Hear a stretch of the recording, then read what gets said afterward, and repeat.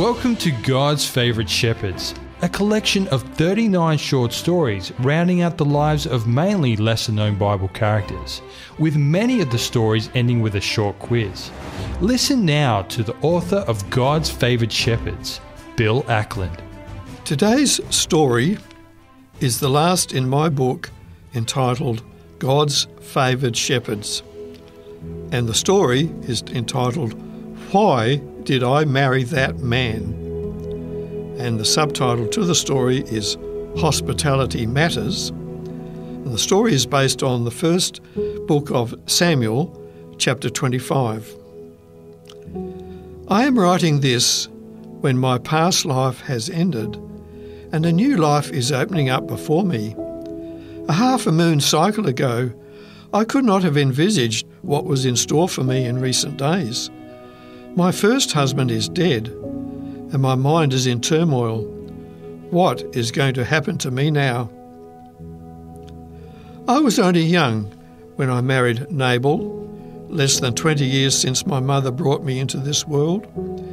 In those days, Nabal was an agreeable man, strong, able, and a man I was sure would be able to take care of me. I wondered why his parents gave him such an unfortunate name. It means foolish or reckless. He turned out to be just that in later years. With hard work and astute dealing, my husband increased his flocks and became quite wealthy compared to many of his peers in our town of Moan. This was a village on the edge of the wilderness of Judea. His flocks grazed around the well-known town of Carmel. Israel was unsettled during the reign of Saul, but perhaps things would improve when the next king came to the throne. We had heard that a young man from the tribe of Judah, the youngest son of Jesse, whose name was David, from the town of Bethlehem Ephratah, had been anointed by the prophet Samuel to be the next king. No one seemed to know when this would take effect. We knew that Saul hated David, who had been a fugitive for years, as Saul tried to kill him or have him killed on many occasions. However, one day, major trouble erupted for us without warning. David had sent 10 of his band of warriors to Nabal's tent out in the country, where the shearers were shearing his 3,000 sheep, to inquire if Nabal would be able to spare some food from the feast that he provided for his shearers during this time.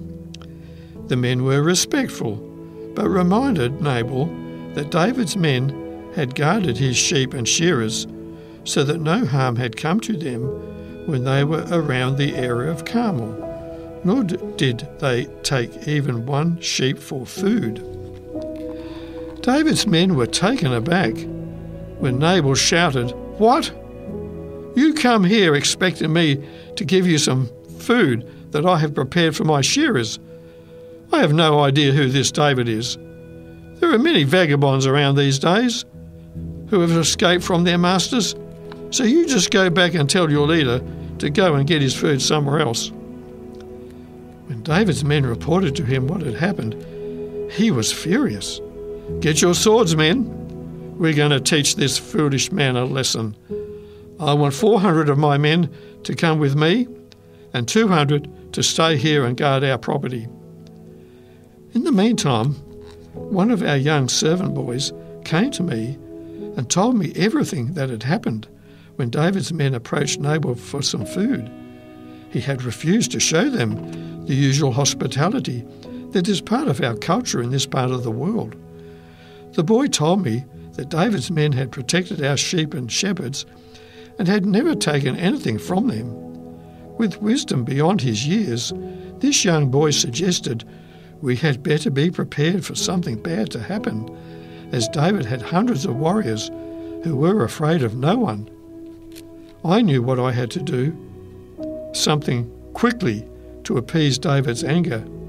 I commanded my servant girls to help me get together 200 loaves of bread, 2 skins of wine, 5 sheep who were already dressed, 35 litres of roasted grain, 100 clusters of raisins, and 200 fig cakes.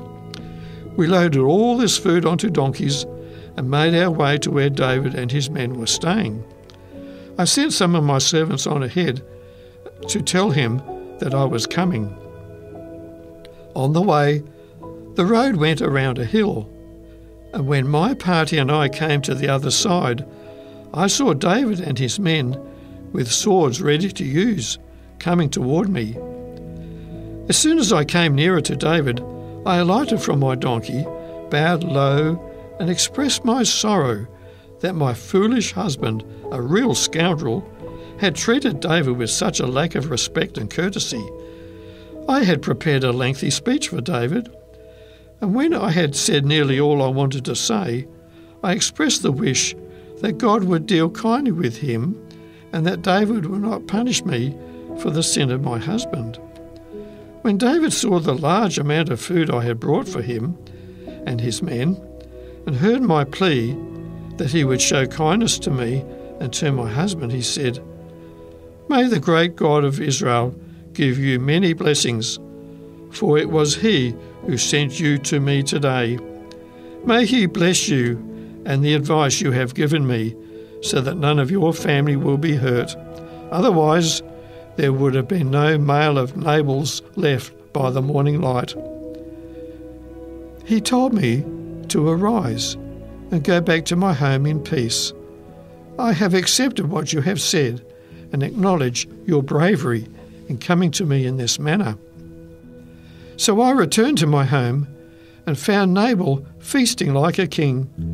And as he had drunk so much wine, there was no point in talking to him until the morning, and did not have much to tell him.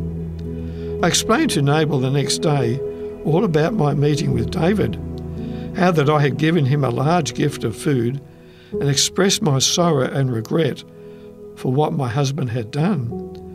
When I told Nabal that David did not now intend to come and kill his sons and all the men of our household, he fainted and looked as though he were dead. He was not, but in 10 days' time the Lord punished him for his unkind and belligerent behaviour, and he died. David soon heard that Nabal was dead, and when the time of mourning had ended, he sent a party of his men to see me, to ask if I would become his wife. I agreed, and in the customary manner of our times, responded by saying that I would be his servant to wash the feet of my Lord. So when I prepared myself, I rode on my donkey, accompanied by 5 of my servant girls, and became David's wife. My name is Abigail. And now I have a quiz for you. Apart from David, who were the 2 main characters in this story? What occupation did Nabal pursue? Did he do all his farm work alone? Who was David's father? How many sheep did Nabal have? Did Nabal give David's men some food when they were hungry? Name some of the food items that Abigail took to David and his men. And who did Abigail marry when Nabal died? You've been listening to God's Favoured Shepherds, a book with 39 short stories rounding out the lives of mainly lesser-known Bible characters.